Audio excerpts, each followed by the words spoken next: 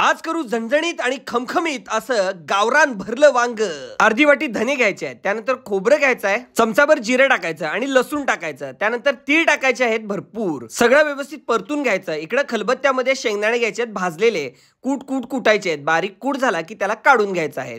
त्याचबरोबर जे मसाले आपण भाजले होते ते सुद्धा या खलबत्त्यामध्ये टाकायचे आहेत। त्यानंतर यामध्ये मीठ टाकायचं आहे, कांदा लसूण चटणी घालायची आहे, अगदी झणझणीत आणि कुटून घ्यायचं आहे। परत एकदा कुटल्यानंतर यामध्ये आता गूळ टाकायचा आहे, अगदी आवडीनुसार। तुम्हाला पाहिजे असेल गोड तर टाकायचा, नाहीतर फेकून द्यायचा। त्यानंतर शेंगदाणे जे कुटले आहेत ते सुद्धा टाकायचे आहेत। हिरवेगार वांगी घ्यायचे आहेत, व्यवस्थित धुवून घ्यायचे आहेत, त्याचा देठ काढायचा आहे, मधनं असं कापून घ्यायचं आहे एका बाजूनं आणि परत दुसऱ्या बाजूनं अगदी गरगरीत। त्याचा मर्डर झाल्यानंतर आता हे सगळे एकत्र घेऊन पाण्यामध्ये बुचकळून टाकायचे आहेत। इकडं हे जे मिश्रण आपण कुटून तयार केलं होतं सगळं व्यवस्थित भरून घ्यायचं।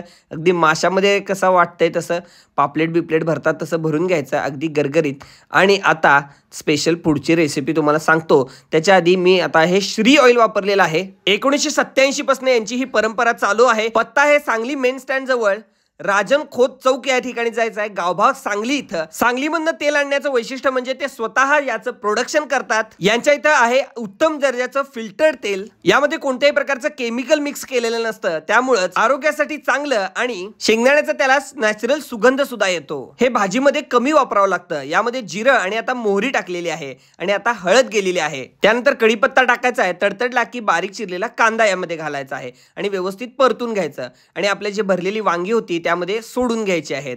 बघा किती मस्त दिसतायत ना। मातीच्या भांड्यामध्ये करण्याची पद्धतच वेगळी आणि युनिक आहे। थोडा वेळ झाकून ठेवायचं, व्यवस्थित वाफ काढून घ्यायची, राहिलेला मसाला यामध्ये टाकून घ्यायचा आहे, व्यवस्थित परतून घ्यायचं। थोडं थोडं हलवत पाणी टाकायचं आहे आणि वांगी व्यवस्थित शिजवून घ्यायची आहेत। श्री ऑइल मध्ये मुफाचं प्रमाण अगदी व्यवस्थित असतं, त्यामुळे भाज्या सुद्धा चांगल्या तयार होतात, एकदम चविष्ट लागतात। बघा किती मस्त दिसते वांग्याची भाजी। आता भाकरी बरोबर त्याचा मी ताव मारणार आहे। नक्की एकदा खाऊन बघा अशा पद्धतीने करून, आणि ऑइल पाहिजे असेल तर श्रीचंच वापरा, गावभाग सांगलीमध्ये।